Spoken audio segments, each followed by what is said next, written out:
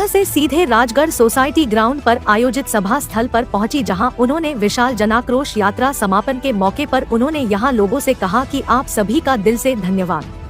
अभी सोयाबीन की कटाई का मौसम है और आप मेरी बात सुन रहे हैं। मध्य प्रदेश महापुरुषों की धरती है। उन्होंने जनसभा में अपनी दादी पूर्व प्रधानमंत्री इंदिरा गांधी को याद किया। उन्होंने कहा कि दादी हमें आपके समाज की, आदिवासी समाज की कहानियां सुनाती थी। मेरी दादी इंदिरा गांधी के दिल में आपकी संस्कृति के प्रति श्रद्धा थी। प्रियंका ने यहां मौजूदा बीजेपी सरकार पर निशाना साधा। उन्होंने कहा कि पिछले 18 साल में 17,000 युवाओं ने आत्महत्या की है। बीजेपी सरपंचों के अधिकारों में कटौती ला रही है।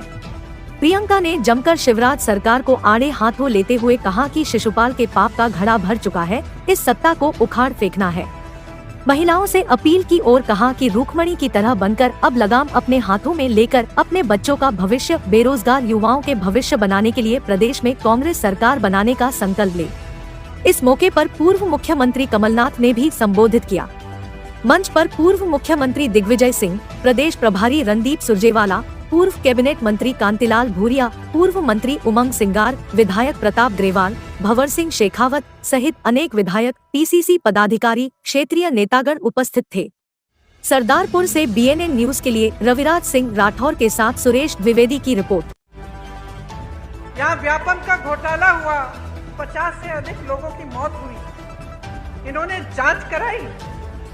ये जो ईडी ये सबके घर भेज देते हैं एजेंसियों को, पता चला कि किसी ने इनके खिलाफ कुछ कह दिया, लिख दिया, एकदम ईडी पहुंच गई उनके घर। अरे यहाँ तक कि फिल्मों के अभिनेताओं के घर भी कल परसों ईडी पहुंच गई। यहाँ पे क्यों नहीं पहुंची? यहाँ जो इतने बड़े घोटाले हुए हैं, इनके अधिकारियों के घर में क्यों नहीं पहुंची? इनके नेताओं के घर में क्यों नहीं पहुंची? तो ये सवाल आपको पूछने हैं। जब मां नर्मदा के साथ घोटाला हो सकता है, भ्रष्टाचार हो सकता है, जब महाकाल की मूर्तियों के साथ सप्तऋषियों की जो मूर्तियां हैं उन्हें स्थापित एक दिन किया, अगले दिन बह गई, इनके साथ जब भ्रष्टाचार हो सकता है, जब भगवान के साथ कोई घोटाला और भ्रष्टाचार करने की हिम्मत करता है, तो क्या समय नहीं आ गया है इनको बदल डालने का? बताइए।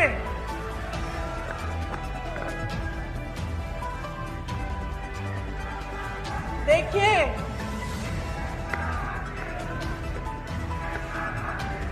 देश की आंधी इस देश का नौजवान है। जाग जाओ मेरे भाइयों और बहनों।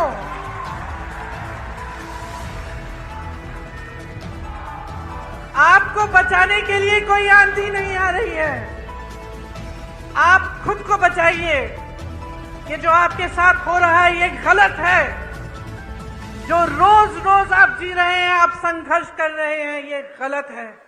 मेरे नौजवान भाइयों, आप फीस देते हैं ट्यूशन की? देते हैं कि नहीं? जब आपको भर्ती की परीक्षा भरनी पड़ती है, आप संघर्ष करते हैं कि नहीं? माता पिता आपके लिए खेती करते हैं, नौकरी करते हैं, संघर्ष करके आपके लिए पैसे इकट्ठे करते कि आपकी फीस भरेंगे कि नहीं?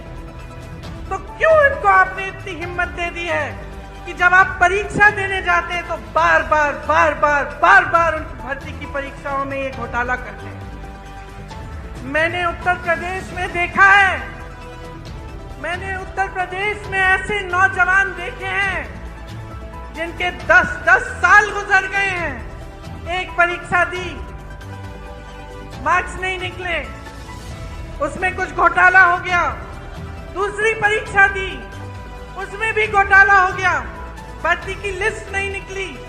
इंतजार करते रहे ये सोच के कि हमने पैसे खर्चे हैं, हमने मेहनत की है, एक ना एक दिन हो जाएगा।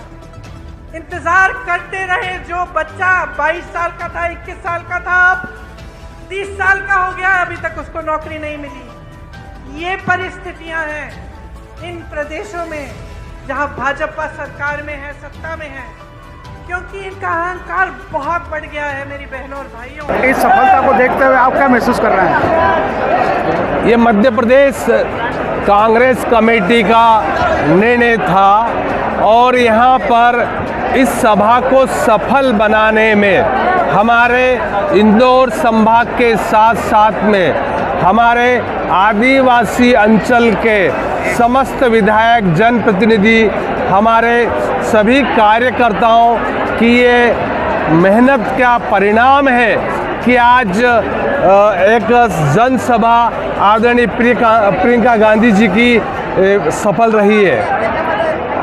जनता की जो भीड़, कार्यकर्ताओं के, जनता के, आदिवासियों की जो भी भीड़ आई है, उसको देखते हुए सरदार विधानसभा में अब माहौल बदलेगा, ये महसूस होने लगा है। इस पर क्या कहेंगे?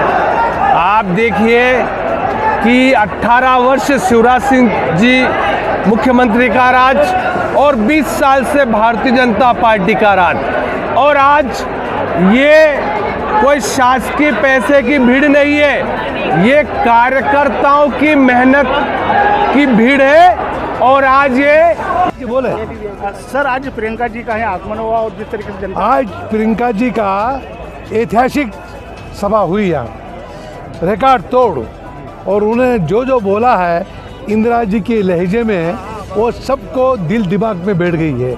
तो वो कह के आपको मध्य प्रदेश की सरकार बनाना है और किसानों, मजदूरों, नौजवानों, महिलाओं और सबकी उद्धार होगा। तो ये आह्वान करके आप सबको इस बात को देखना है कि आने वाले समय में ये भारतीय जनता पार्टी ने 18 साल में पूरा प्रदेश को लूट लिया है। महंगाई आसमान में है, नौजवान बेरोजगार हैं, महिलाएं बेरोजगार हैं, तो ऐसी हालत में ला दिया है। अब कांग्रेस सरकार आएगी, वो पटरी पे गाड़ी चलाएगी और आम आदमी को राहत मिलेगी, कर्जा भी माफ़ करेंगे, नौजवानों को नौकरी भी लगाएंगे और किसानों को हर तरह से आत्मनिर्भर बनाने के लिए और खेती का धंधा लाभ का धंधा बनाएंगे, ताकि किसान पनप पाएंगे। नहीं तो भाजपा ने 18 साल में किसानों की कमर तोड़ दी है और आम लोग हुई है। आज की प्रियंका जी की सभा के बाद में लोगों में उत्साह बढ़ेगा, जनता को वास्तविकता का पता चलेगा और आप निश्चित मान के चलिए कि आने वाले समय में कमलनाथ जी के नेतृत्व में कांग्रेस की सरकार बनेगी। ये आज का जो दृश्य है, ये एक बहुत विस्तार, बड़ा स्वरूप